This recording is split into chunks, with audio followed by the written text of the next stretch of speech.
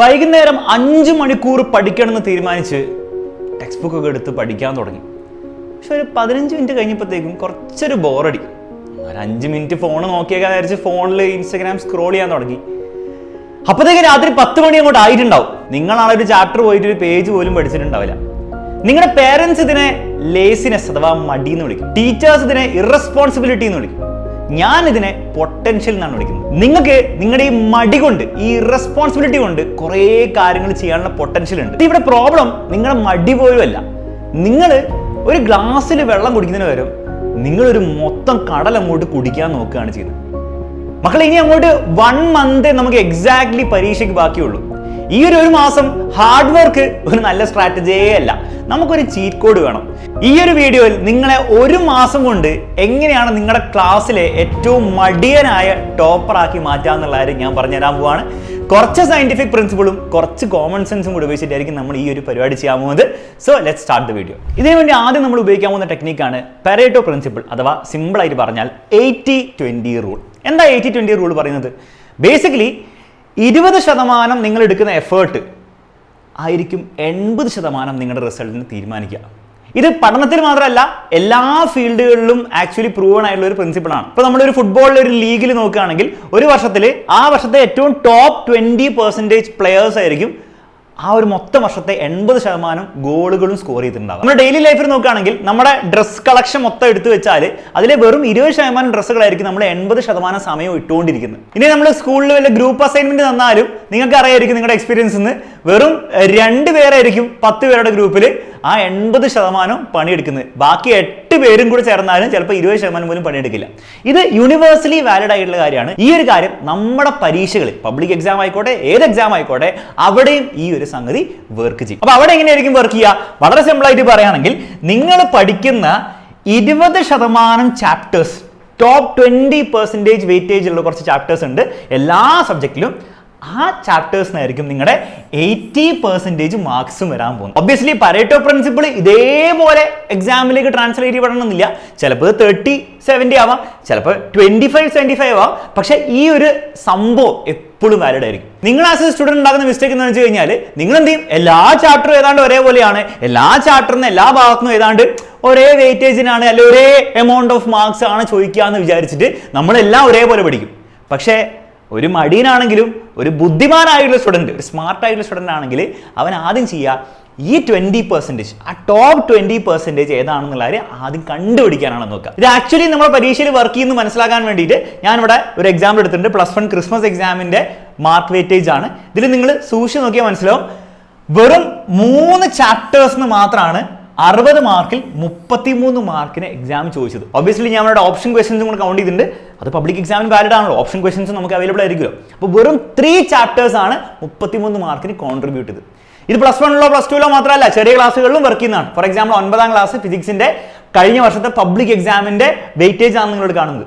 നിങ്ങളിവിടെ ജസ്റ്റ് നോക്കിയാൽ തന്നെ മനസ്സിലാവും, ടോപ്പ് 3 ചാപ്റ്റേഴ്സ്, വെറും ടോപ്പ് 3 ചാപ്റ്റേഴ്സ് എന്നാണ് 40 മാർക്കിൽ 31 മാർക്കിന് എഴുതാൻ വേണ്ടി വന്നത്. ഇനിയിപ്പോൾ അതിൽ നിങ്ങൾക്ക് 35 മാർക്കിൽ 25 മാർക്കേ കിട്ടിയുള്ളെങ്കിലും it's a very big win. കാരണം നിങ്ങൾ എന്താണ്, 8 ചാപ്റ്ററിൽ വെറും 3 ചാപ്റ്റർ പഠിച്ചിട്ടാണ് ആ ഒരു മാർക്കിലേക്ക് എത്തിയത്. അപ്പോൾ ഇതിന്റെ അർത്ഥം നിങ്ങൾ വെറും 2 ചാപ്റ്റർ മാത്രമേ പഠിക്കാൻ പാടുള്ളൂ, അല്ലെങ്കിൽ 3 ചാപ്റ്റർ മാത്രമേ പഠിക്കാൻ പാടുള്ളൂ എന്നാണോ? ഒരിക്കലും അല്ല. ആസ് എ സ്മാർട്ട് സ്റ്റുഡൻറ്, മടിയനാണെങ്കിലും സ്മാർട്ട് സ്റ്റുഡൻറ് എന്ന നിലയിൽ നിങ്ങൾ ചെയ്യേണ്ട കാര്യം ആദ്യം ഈ ചാപ്റ്റേഴ്സ് പഠിക്കാനാണ്. ഈ ചാപ്റ്റേഴ്സ് ക്രിസ്റ്റൽ ക്ലിയർ ആക്കി അതിലെ ചോദ്യങ്ങളൊക്കെ വന്നു കഴിഞ്ഞാൽ ഉറപ്പായിട്ടും ഉത്തരം കൊടുക്കാൻ പറ്റുന്നു ഉറപ്പാക്കിയതിനു ശേഷം മാത്രമേ നിങ്ങൾ ലോ വെയിറ്റേജ് ചാപ്റ്ററിലേക്ക് കടക്കാൻ പാടുള്ളൂ. അങ്ങനെ നിങ്ങൾ ഫോളോ ചെയ്ത് കഴിഞ്ഞാൽ നിങ്ങൾക്ക് കുറേ സമയം ലാഭിക്കാൻ പറ്റും. എന്ന് മാത്രമല്ല, നിങ്ങൾ എടുക്കുന്ന ഓരോ യൂണിറ്റ് എഫേർട്ടിനും നിങ്ങൾക്ക് കൂടുതൽ റിവാർഡ് കിട്ടിക്കൊണ്ടിരിക്കുകയാണ് ചെയ്യുന്നത്. ഇനി ചോദ്യം വരുന്നത്, ഇതൊക്കെ നമ്മൾ എങ്ങനെ ഐഡന്റിഫൈ ചെയ്യും? സിമ്പിളായിട്ട് നിങ്ങൾക്ക് സ്വന്തം ചെയ്യാവുന്നുള്ളൂ. നിങ്ങൾക്ക് എന്ത് ചെയ്യാം? examiner.com പോവാം. അവിടെ ഫ്രീ ആയിട്ട് പ്രീവിയസ് ഇയർ ഓരോ വർഷത്തെ ക്വസ്റ്റ്യൻസ് കിടപ്പുണ്ട്.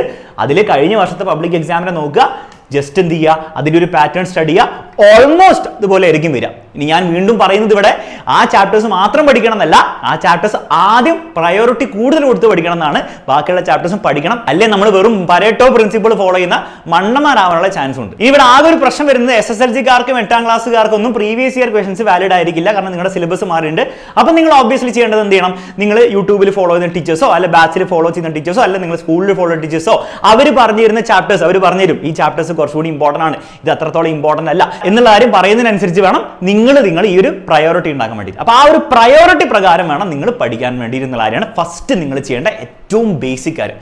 ഈ ഒരു കാര്യം തന്നെ നിങ്ങളുടെ ഒരു 80% സമയം നിങ്ങൾ ലാഭിക്കും. രണ്ടാമത്തെ പരിപാടി, നിങ്ങൾക്ക് വളരെ ലോ എഫേർട്ടിൽ കൂടുതൽ മാർക്ക് കിട്ടണമെങ്കിൽ നിങ്ങൾ ചെയ്യേണ്ടതാണ് ഫോറൻസിക് അനാലിസിസ്.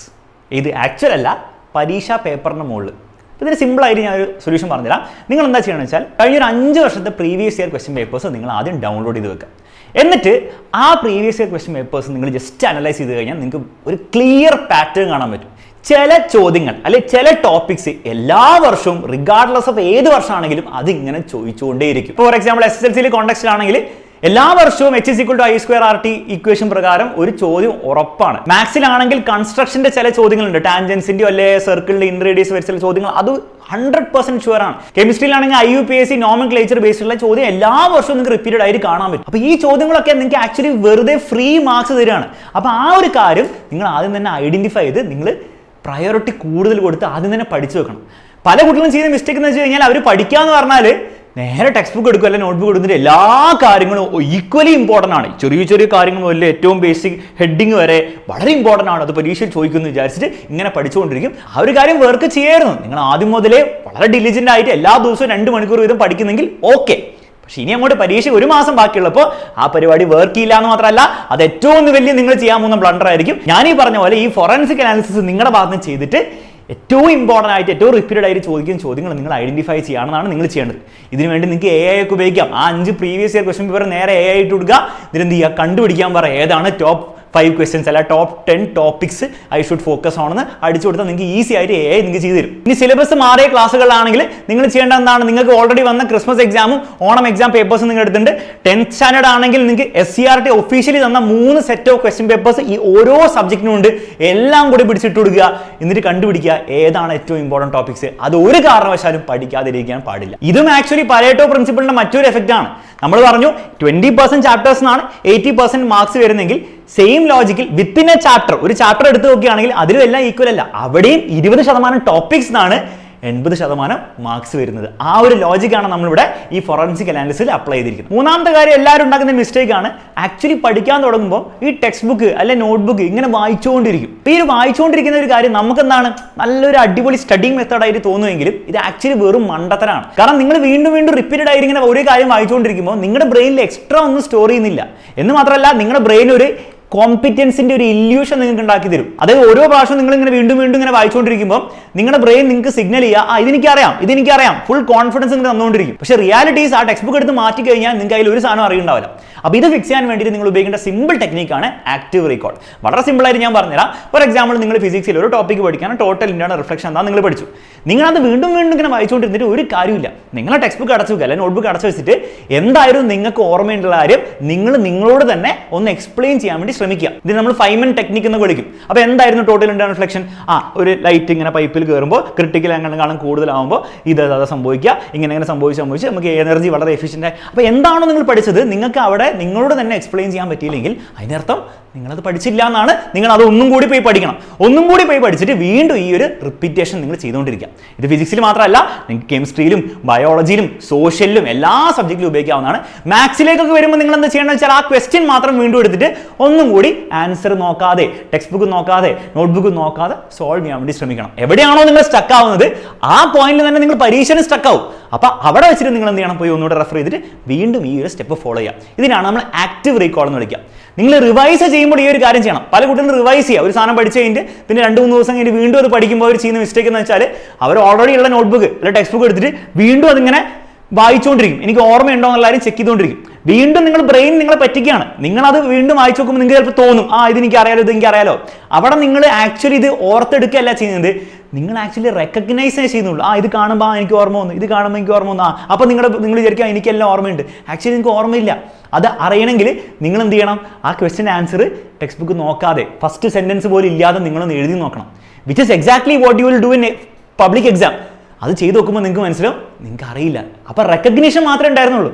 ഓർത്തിരിക്കുന്ന പരിപാടി ഇല്ലായിരുന്നു. അപ്പോൾ അവിടെ ആക്റ്റീവ് റീകോൾ ഫോളോ ചെയ്യാം. അതിന് സിമ്പിൾ മെത്തേഡ് പറഞ്ഞുതരാം. നിങ്ങൾ ഈ പഠിക്കുന്ന സമയത്ത് നിങ്ങളൊരു എക്സ്ട്രാ നോട്ട്ബുക്കിൽ വെറുതെ ഇങ്ങനെ എഴുതി കളിക്കാതെ നിങ്ങൾ പഠിക്കുന്നതിന് ചോദ്യങ്ങൾ മാത്രം, എക്സാമിന് ചോദ്യമല്ലേ വരിക, ചോദ്യങ്ങൾ മാത്രം ഒന്ന് എഴുതി വെക്കുക. ഫോർ എക്സാമ്പിൾ നിങ്ങൾ ബയോളജി പഠിക്കുമ്പോൾ നിങ്ങൾ പഠിക്കുന്നുണ്ടാവും mitochondria as a powerhouse of the cell എന്നോ എന്തെങ്കിലും നിങ്ങൾ പഠിക്കുന്നുണ്ടാവും. പക്ഷേ അത് നിങ്ങൾ നോട്ട്ബുക്കിൽ എഴുതാതെ, സെപ്പറേറ്റ് നോട്ട്ബുക്കിൽ എഴുതാതെ ഒരു സെപ്പറേറ്റ് നോട്ട്ബുക്കിൽ നിങ്ങൾ അത് പഠിക്കുമ്പോൾ അതിന്റെ ചോദ്യം എക്സാമിൽ എന്തായിരിക്കും വരിക? What is the function of mitochondria, അല്ലെങ്കിൽ മൈറ്റോകോൺട്രിയ ഇസ് എ ഡാഷ് എന്നൊക്കെ പറഞ്ഞിട്ട് ചോദ്യങ്ങൾ മാത്രം ഒരു സെപ്പറേറ്റ് നോട്ട്ബുക്കിൽ എഴുതുക. എന്നിട്ട് നിങ്ങൾ ആക്ച്വലി റിവൈസ് ചെയ്യുമ്പോൾ ഈ ചോദ്യത്തിന്റെ നോട്ട്ബുക്കാണ് നിങ്ങൾ ആദ്യം റിവൈസ് ചെയ്യേണ്ടത്. ഇതിന് ആ ചോദ്യങ്ങൾക്ക് ഉത്തരം കൊടുക്കാൻ പറ്റുന്നുണ്ടോ നോക്കുക. പറ്റുന്നില്ലെങ്കിൽ നിങ്ങൾ ടെക്സ്റ്റ് ബുക്ക് എടുത്തിട്ട് എന്ത് ചെയ്യുക? അത് റിവൈസ് ചെയ്ത് പഠിക്കുക. ഈ ഒരു പരിപാടിയാണ് നിങ്ങൾ റിവൈസ് ചെയ്യുമ്പോഴും ചെയ്യേണ്ടത്. ഇങ്ങനെ ആക്റ്റീവ് റീകോൾ ചെയ്താൽ നിങ്ങൾക്ക് ധാരാളം സമയം ലാഭിക്കാൻ പറ്റും എന്ന് മാത്രമല്ല, ആക്ച്വലി പരീക്ഷ വരുമ്പോൾ നിങ്ങൾക്ക് ഇൻഫിനിറ്റ് ടൈംസ് ബെറ്റർ ആയിട്ട് പെർഫോം ചെയ്യാൻ പറ്റും. ലാസ്റ്റ് കാര്യമാണ് ഈവൻ ടോപ്പേഴ്സ് വരെ ഉണ്ടാകുന്ന മിസ്റ്റേക്ക്. വളരെയധികം കഷ്ടപ്പെട്ടിട്ട് പോലും പരീക്ഷയിൽ മാർക്ക് കിട്ടാത്ത കുട്ടികളില്ലേ, അത് ഈ ഒരു കാര്യം ശ്രദ്ധിക്കാത്തതുകൊണ്ടാണ്. എന്താണ് ശ്രദ്ധിക്കാത്തവർ? അവർ ഈ ഫോർഗെറ്റിംഗ് കേർവിനെ കൃത്യമായിട്ട് മനസ്സിലാക്കിയിട്ടില്ല. അതായത് നിങ്ങൾ എന്ത് കാര്യം പഠിച്ചാലും അത് എത്ര സിമ്പിളായിട്ട് നിങ്ങൾക്ക് തോന്നുന്ന കാര്യങ്ങളാണ്, എത്രയും ടഫായിട്ട് തോന്നുന്ന കാര്യമാണെങ്കിലും നിങ്ങളത് ഇവൻച്വലി മറക്കും. അത് മറക്കുന്ന ഏതാണ്ട് ഈ ഒരു കേർവ് ഫോളോ ചെയ്തിട്ടാണ് എന്നുള്ള കാര്യം ആക്ച്വലി സയന്റിഫിക്കലി കണ്ടുപിടിച്ച കാര്യമാണ്. അതായത് ഓൾമോസ്റ്റ് നിങ്ങൾ എന്ത് ചെയ്യും? ഒരു 50% എങ്കിലും മിനിമം ഒരു 5 ദിവസം കൊണ്ട് നിങ്ങൾ മറക്കും. ഇനി ചില കാര്യങ്ങൾ ചിലപ്പോൾ 1 മണിക്കൂർ ഉണ്ടെങ്കിൽ നമ്മൾ 50% മറക്കുന്നുണ്ട്. പക്ഷെ ഓൺ ആൻ ആവറേജ് ഇതാണ് സംഭവിക്കാൻ പോകുന്നത്. ഒരു 10 ദിവസം ആകുമ്പോഴത്തേക്കും നിങ്ങൾ പഠിച്ച കാര്യം നിങ്ങൾ എത്രമായിട്ട് കോൺസെപ്റ്റ് മനസ്സിലാക്കി പഠിച്ചിട്ടാണെങ്കിൽ പോലും നിങ്ങൾ ഓൾമോസ്റ്റ് അതിന്റെ 80% മറന്നിട്ടുണ്ട് ആ ഒരു സമയമാകുമ്പോഴത്തേക്കും. ഇവിടെ കുട്ടികൾ ഉണ്ടാക്കുന്ന ഒരു വലിയ മിസ്റ്റേക്ക് എന്താണ്? അവരൊരു സാധനം നന്നായിട്ട് അങ്ങോട്ട് പഠിക്കും, മാത്സിലൊക്കെ സൂപ്പറായിട്ട് എല്ലാം മനസ്സിലാക്കിയിട്ടുണ്ടാവും. പക്ഷെ അത് വീണ്ടും റിവൈസ് ചെയ്യപ്പോഴായിരിക്കും ചിലപ്പോൾ 15 ദിവസം കഴിഞ്ഞിട്ട് 1 ദിവസം കഴിഞ്ഞിട്ടായിരിക്കും. പക്ഷെ അപ്പോഴത്തേക്കും നിങ്ങൾ ഓൾമോസ്റ്റ് 90% ഇത് മറന്നിട്ടുണ്ട്. അതുകൊണ്ട് തന്നെ നിങ്ങൾ റിവൈസ് ചെയ്യുമ്പോൾ ഇതൊക്കെ ഞാൻ ആക്ച്വലി പഠിച്ചിട്ടുണ്ടായിരുന്നോ എന്നൊക്കെ നിങ്ങൾക്ക് തോന്നിയിട്ടുണ്ടാവില്ലേ? ഉണ്ട്. ഇനി തോന്നുകയും ചെയ്യും. ഇങ്ങനെയാണ് നിങ്ങൾ ചെയ്യാൻ പോകുന്നതെങ്കിൽ. അപ്പോൾ നിങ്ങൾ എന്ത് ചെയ്യേണ്ടി വരും? വീണ്ടും പഠിക്കേണ്ടി വരും. വീണ്ടും അത് നിങ്ങൾ പ്രോപ്പറായിട്ട് റിവൈസ് ചെയ്യില്ല. അപ്പോൾ ഈ റിവിഷൻ എന്ന് പറഞ്ഞു കഴിഞ്ഞാൽ നിങ്ങളൊരു സാധനം പഠിച്ചു കഴിഞ്ഞിട്ട് പിന്നെ എക്സാമിൻ്റെ ടൈമിൽ ചെയ്യേണ്ട ഒരു കാര്യമല്ല. Revision is also part of study. അങ്ങനെ ചെയ്തു കഴിഞ്ഞാൽ ഈ ഫോർഗെറ്റിംഗ് കേർവിനെ നിങ്ങൾക്ക് എന്ത് ചെയ്യാം? നിങ്ങൾക്ക് ചീറ്റ് ചെയ്യാം. നിങ്ങൾക്ക് എന്ത് ചെയ്യാൻ പറ്റും? ഈ രീതിയിലാക്കാൻ പറ്റും. ഓരോ പ്രാവശ്യവും നിങ്ങൾ റിപ്പീറ്റ് ചെയ്യുമ്പോൾ, റിവിഷൻ ചെയ്യുമ്പോൾ വീണ്ടും നിങ്ങൾ എന്ത് ചെയ്യുക? അതേ ലെവലിലേക്ക് എത്തിക്കുക. ഗ്രാജുവലി നിങ്ങളൊരു കാര്യം ശ്രദ്ധിച്ചിട്ടുണ്ടാവും, ഫസ്റ്റ് ടൈം നിങ്ങൾ വീണ്ടും മാർക്കുന്നുണ്ട് റിവൈസ് ചെയ്തിട്ടും. പക്ഷെ രണ്ടാമത്തെ സമയം നിങ്ങൾ കുറേ ദിവസം എടുത്താലും നിങ്ങൾ വളരെ കുറച്ചേ മറക്കുന്നുള്ളൂ. 3ാമത്തെ സമയവും 6ാമത്തെ സമയമൊക്കെ ആകുമ്പോഴത്തേക്കും നിങ്ങൾ കാര്യമായിട്ടൊന്നും മറക്കില്ല. അപ്പൊ ഇത് സ്പേസ്ഡ് ആയിട്ട് എല്ലാ റിവിഷനും കൂടെ ഒരു ദിവസം തീർക്കാനല്ല, സ്പേസ്ഡ് ആയിട്ട് നിങ്ങൾ ഇങ്ങനെ ചെയ്തുകൊണ്ടിരുന്നു കഴിഞ്ഞാൽ നിങ്ങൾ ആക്ച്വലി പരീക്ഷ ആകുമ്പോഴത്തേക്കും നിങ്ങൾ ഓൾമോസ്റ്റ് 90% കാര്യങ്ങൾ നിങ്ങൾ പഠിച്ചത് ഓർക്കും. Which is the goal? പഠിക്കുകയല്ല ഗോൾ എന്നുള്ള കാര്യം നിങ്ങൾ മനസ്സിലാക്കണം. ഇനി ഒരു മാസം പഠിച്ച കാര്യങ്ങൾ ഓർത്ത് വെക്കാനുള്ള ഗോള്. അല്ലെങ്കിൽ നിങ്ങൾ പഠിച്ചതൊക്കെ വേസ്റ്റ് അല്ലേ? പരീക്ഷാ ഹോളിൽ പോയി ക്വസ്റ്റ്യൻ കാണുമ്പോൾ ഇതിന്റെ ആൻസർ ഒന്നും നിങ്ങൾക്ക് അറിയില്ലെങ്കിൽ നിങ്ങൾ എത്ര പഠിച്ചു എന്ന് പറഞ്ഞിട്ടും നിങ്ങൾ എത്ര ഹാർഡ് വർക്ക് ചെയ്തു പറഞ്ഞിട്ടും ഒരു കാര്യമില്ല. പരീക്ഷയിൽ മുട്ടയായിരിക്കും വാങ്ങുക. നേരെ മറിച്ച് ഈ ഒരു സിമ്പിൾ കാര്യം നിങ്ങൾ ഫോളോ ചെയ്യൽ. പല കുട്ടികളും ഇപ്പോഴും ഫോളോ ചെയ്യാത്ത കാര്യമാണ്, ഈവൻ ടോപ്പേഴ്സ് പോലും. നിങ്ങൾക്ക് ആക്ച്വലി പഠിച്ച കാര്യം ഓർമ്മയുണ്ടാവും. നിങ്ങൾ പഠിച്ചതിനെ കൊണ്ട്, നിങ്ങൾ സമയം വേസ്റ്റ് ചെയ്തുകൊണ്ട്, അല്ലെ സമയം എടുത്തത് കൊണ്ട്, വാട്ടെവർ, അതുകൊണ്ട് കാര്യം ഉണ്ടാവും. ആ കാര്യം ഉണ്ടാക്കണമെങ്കിൽ ഈ ഒരു കാര്യം ഫോളോ ചെയ്യാം. ഇനി ഇതിന് സിമ്പിളായൊരു തം റൂൾ ഞാൻ പറഞ്ഞുതരാം. നിങ്ങൾക്ക് 1-3-7 റൂൾ എന്ന് പറഞ്ഞ റൂള് ഓൾമോസ്റ്റ് ആ രീതിയിൽ ഫോളോ ചെയ്യാം. ഇത് നിങ്ങൾ നിങ്ങളുടെ രീതിയിലൊക്കെ മോഡിഫൈ ചെയ്യാം കേട്ടോ. ബേസിക്കലി ഇത്രയേ ഉള്ളൂ സംഭവം. ഒരു സാധനം നിങ്ങൾ 1 മണിക്കൂർ എടുത്ത് പഠിച്ചു കഴിഞ്ഞാൽ നിങ്ങൾ ഫസ്റ്റ് റിവൈസ് ചെയ്യേണ്ട എന്താണ്? 10 മിനിറ്റിൽ അടുത്ത ദിവസം തന്നെ റിവൈസ് ചെയ്യാം. ജസ്റ്റ് 10 മിനിറ്റ് നിങ്ങൾ സ്പെൻഡ് ചെയ്താൽ മതിയോ. 10 മിനിറ്റ് കൊണ്ട് ഇങ്ങനെ 1 മണിക്കൂർ പഠിച്ചാൽ അപ്പോൾ നിങ്ങൾ 20 മിനിറ്റ് എടുക്കണോ? പോയിന്റ് ഇസ് അടുത്ത ദിവസം തന്നെ നിങ്ങൾ ഒരു പ്രാവശ്യം റിവൈസ് ചെയ്യാം.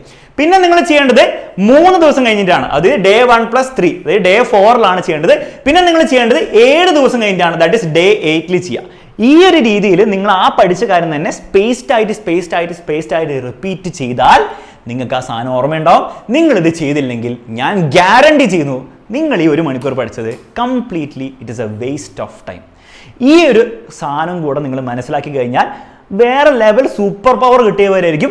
ഒരു പക്ഷേ നിങ്ങൾക്ക് ഇത് പഠിക്കുമ്പോൾ ഒരു എഫേർട്ട് പോലെ തോന്നുമായിരിക്കും, അയ്യോ പഠിച്ച കാര്യം തന്നെ വീണ്ടും തന്നെ പഠിക്കും, ഒരു ഫ്രസ്ട്രേഷൻ തോന്നുമായിരിക്കും. പക്ഷെ എക്സാമിന് നിങ്ങൾക്ക് എത്തുമ്പോൾ മനസ്സിലാവും, നിങ്ങൾ ചോദ്യം കാണുമ്പോണ്ടല്ലോ ക്രിസ്റ്റൽ ക്ലിയർ ആയിരിക്കും നിങ്ങളുടെ തലമണ്ടയിൽ, ഒരു സംശയം ഉണ്ടാവില്ല. അപ്പോഴായിരിക്കും നിങ്ങൾക്ക് ഇതിന്റെ എഫക്റ്റീവ്നെസ് മനസ്സിലാവുക. അപ്പോൾ അതുവരെ ഞാൻ പറയുന്ന അങ്ങോട്ട് വിശ്വസിക്കാം. ഈ ഒരു വീഡിയോ പറഞ്ഞ കാര്യങ്ങൾ നിങ്ങളെ കൂടുതൽ മടിയന്മാരാക്കാൻ വേണ്ടി ഞാൻ പ്രോത്സാഹിപ്പിക്കുകയല്ല ചെയ്യുന്നത്. നിങ്ങൾക്ക് ഈ ഒരു തോന്നലുണ്ടല്ലോ നിങ്ങൾ മടിയനാന്നുള്ള കാര്യം, അതിനെ ഒന്നും കൂടി നല്ല രീതിയിൽ നമുക്ക് ഷിഫ്റ്റ് ചെയ്തിട്ട് എങ്ങനെ ഈ ഒരു പരീക്ഷയെ നേരിടാമെന്ന്, എങ്ങനെ ഈ പരീക്ഷയിൽ തന്നെ നിങ്ങളുടെ മൊത്തത്തിലുള്ള നിങ്ങളുടെ അക്കാഡമിക് പ്രൊഫൈൽ അങ്ങോട്ട് മാറ്റാമെന്നുള്ള ഐഡിയാസ് ആണ് പറഞ്ഞത്. നിങ്ങൾ ഒരിക്കലും വിചാരിക്കരുത് ഈ മടി എന്ന് പറഞ്ഞാൽ, ലേസി എന്ന് പറഞ്ഞാൽ ഒന്നും ചെയ്യാതിരിക്കുകയാണ്. ആ മടിയല്ല ഞാൻ മടി കൊണ്ട് ഉദ്ദേശിക്കുന്നത്.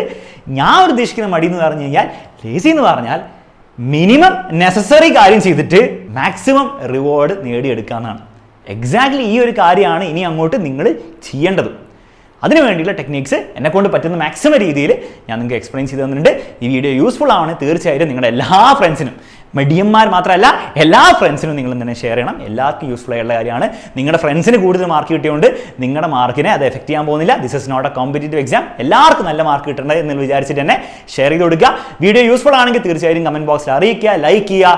മറ്റൊരു വീഡിയോയിൽ കാണുന്നവരെ bye bye, take care and all the very best.